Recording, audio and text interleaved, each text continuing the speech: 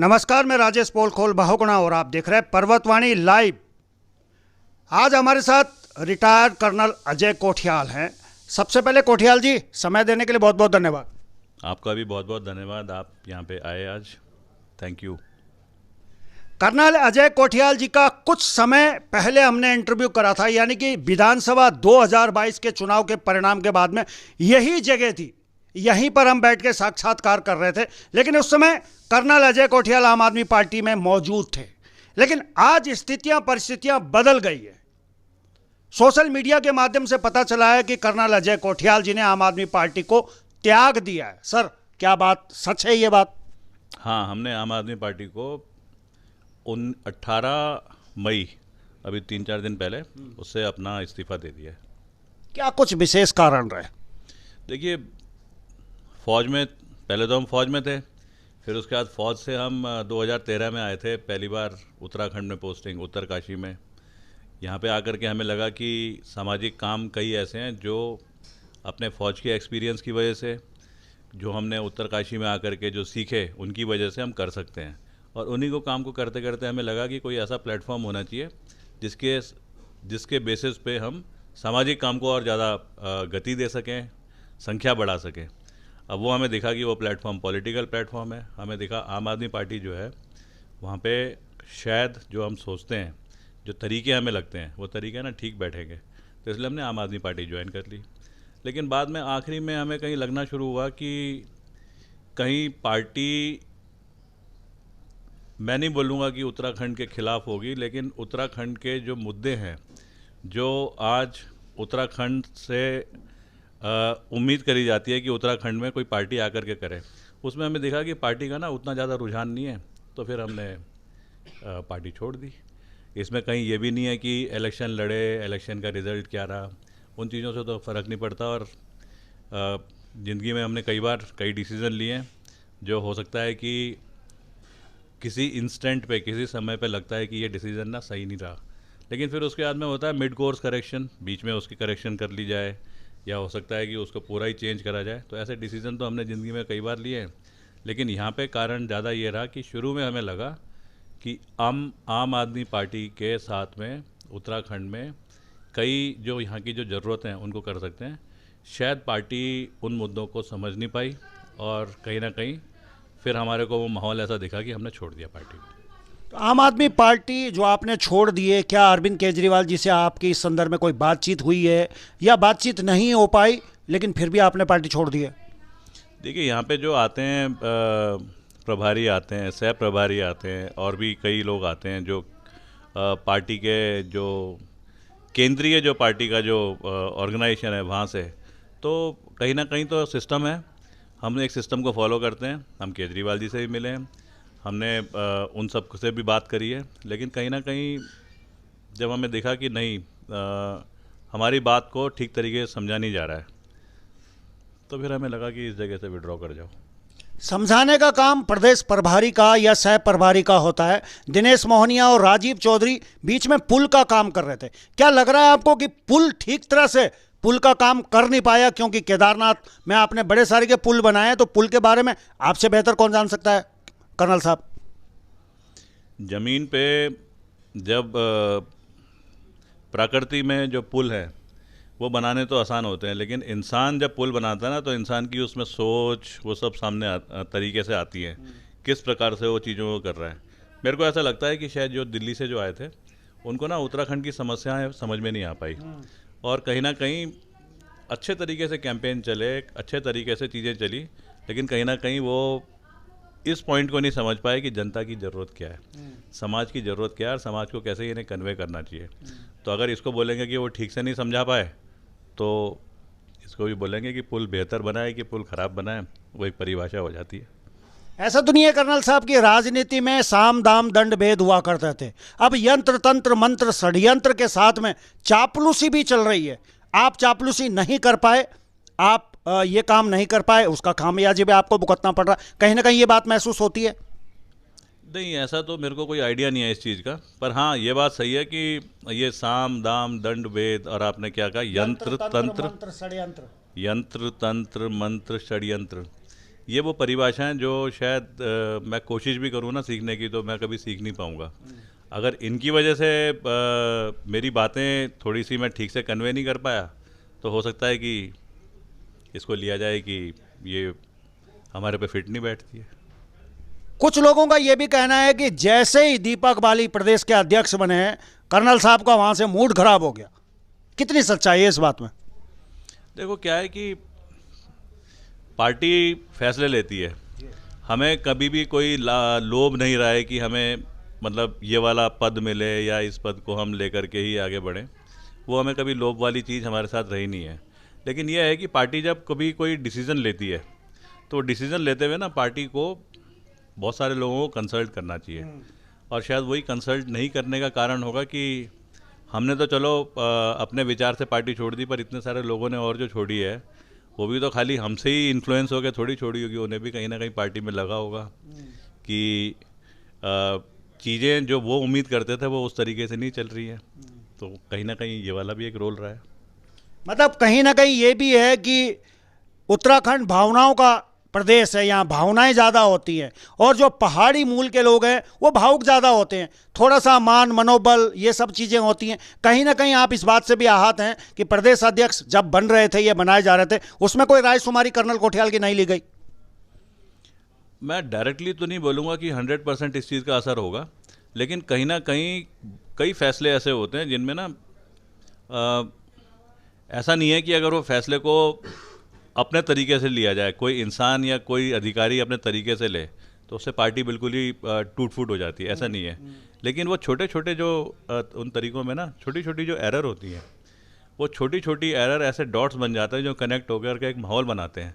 और उस माहौल में मेरे जैसा आदमी तो अपने को कंफर्टेबल नहीं पाता। अब तो बल्कि मैं देख रहा हूँ मेरे जैसे कई हैं जो पार्टी के जो अपने को कंफर्टेबल जिन्होंने नहीं पाया और उन्होंने भी पार्टी छोड़ दी। फिर कर्नल साहब आप तो गए, आप अपने साथ 300-400 लोग भी ले गए, पुल तो गया, साथ में वो छोटे पुल भी ले गया।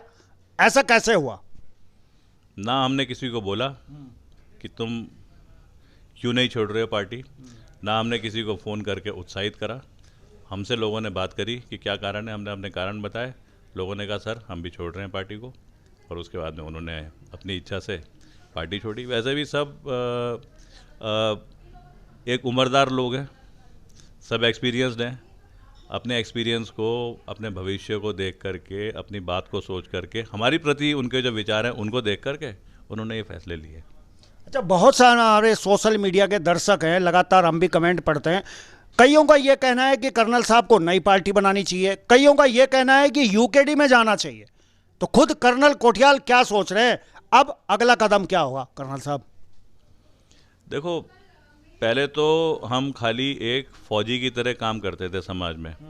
फिर उसके बाद में कभी वो चलती रहती थी बातें, सभी को पता है कि कभी हम मतलब एक नेता बन जाएं, कोई इलेक्शन लड़ें, कभी होता था अभी छोड़ दो नहीं लड़ रहे, फिर होता था कि अरे कैसे करना है, ये सब बातें चलती थी। फाइनली अभी हमने इलेक्शन लड़ लिया है, तो अभी हमारे को एक मतलब आज की परिभाषा में एक पॉलिटिशियन भी बोला जाएगा। सामाजिक काम करने के लिए हम पॉलिटिशियन बने, तो इसमें तो कोई शक नहीं है कि सामाजिक काम तो नहीं रोकेंगे।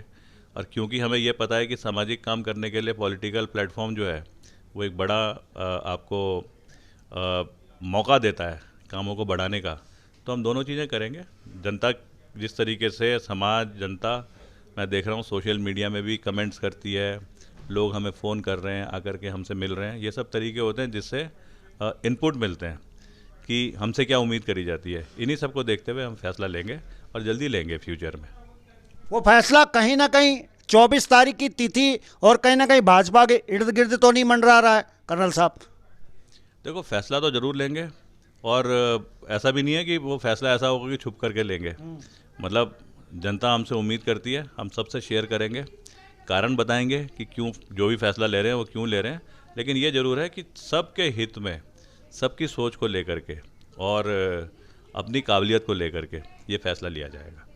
जब पिछली बार आप ज्वाइन करने से पहले सेम यही स्टेटमेंट आपके थे, इस बार भी आपके यही स्टैंड है। कहीं ना कहीं जो हमारे फॉलोअर्स हैं या हमारे जो दर्शक हैं, उन्होंने आपको बहुत कुछ लिखा था इस बारे में, आम आदमी पार्टी में जाने के बारे में। क्या उनसे भी आहत हैं जो यहाँ का जो उत्तराखंड का जो निवासी है, जो दर्शक है, वो लगातार आपको ये कह रहा था कि आप आम आदमी पार्टी में क्यों गए। उस बात को आप किस तरह से देखते हैं, जन भावना को? आप बिल्कुल ठीक कह रहे हैं। जब हमने पहले फैसला लिया था पार्टी ज्वाइन करने का, तब भी हमने कुछ इस तरीके का स्टेटमेंट दिया था। आज भी इसी तरीके का स्टेटमेंट दे रहे हैं।